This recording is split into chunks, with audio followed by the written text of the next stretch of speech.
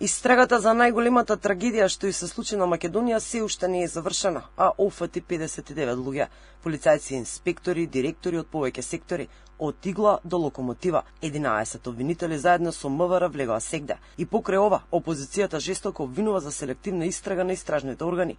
Дел од политичките аналитичари сметаа дека нискиот рейтинг на СДСМ и ДУИ е причината зошто опозицијата ја користи собраниската говорница за, како што велат, неосновани обвинувања.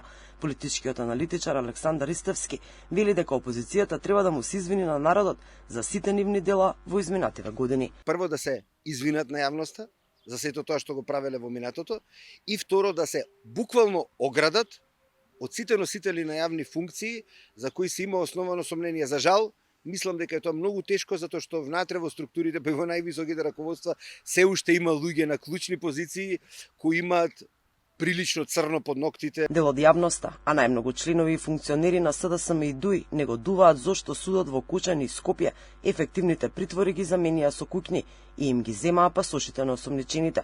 Ристевски потенцира дека истрагата не е завршена, а од она што досега го видовме, тој е уверен дека таа набрзо ќе заврши и секој што се огрешил ќе биде изведен пред лицето на правдата. Конкретно, за мерките на обвинителството и одлуките на судовите, Ристевски е убеден дека институциите ревносно си ја вршат работата.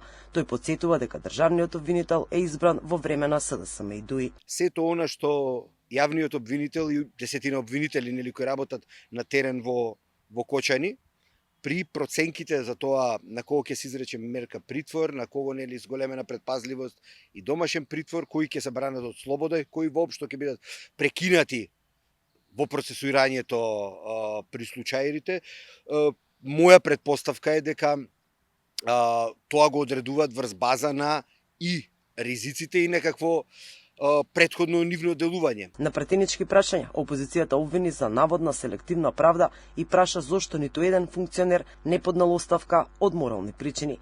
Им реплицираше лично премиерот, дециден е дека никој не е над законот и дека дел од истрагата се луѓе кои се и од актуелната владеачка гарнитура, нешто што било незамисливо во времето на СДСМ и ДУИ. Христијан Мицкоски побара од опозицијата да се ги прашаат сопартиците колку луѓе беа офатени во истрагите за модуларната болница во Тетово, Ласкарци и за Бесетранс.